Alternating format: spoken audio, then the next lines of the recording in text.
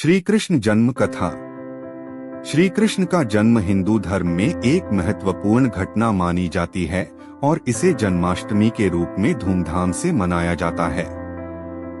श्री कृष्ण का जन्म मानवता को अधर्म से मुक्ति दिलाने के लिए हुआ था। उनके जन्म की कहानी कुछ इस प्रकार है। कंस का अत्याचार। मथुरा के राजा उग्रसेन के पुत्र कंस ने अपने पिता को कारागार में डालकर मथुरा का शासन संभाल लिया। कंस एक अत्याचारी और दुष्ट राजा था।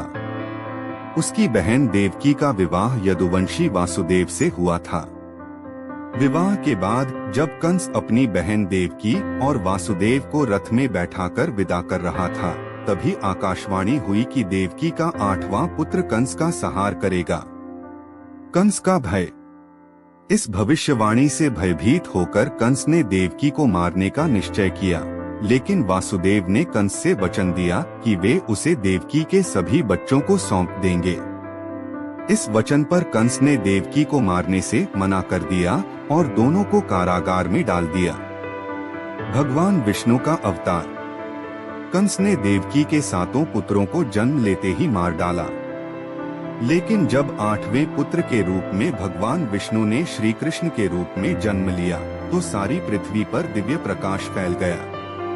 भगवान विष्णु ने वासुदेव को आदेश दिया कि वे शिशु श्री कृष्ण को गोकुल में अपने मित्र नंद के यहाँ ले जाएं और बदले में वहाँ की नवजात कन्या को लेकर आएं। श्री कृष्ण का गोकुल गमन। उस रात मूसलधार वर्षा हो रही थी, लेकिन भगवान की माया से वासुदेव की बेड़ियां खुल गईं और कारागार के द्वार स्वतः ही खुल गए। वासुदेव ने श्री कृष्ण को एक टोकरी में रखा और यमुना नदी पार करके गोकुल पहुंच गए। वहां उन्होंने श्री कृष्ण को यशोदा और नंद के घर में रख दिया और बदले में उनकी नवजात कन्या को लेकर मथुरा लौट आए। कंस का भ्रम।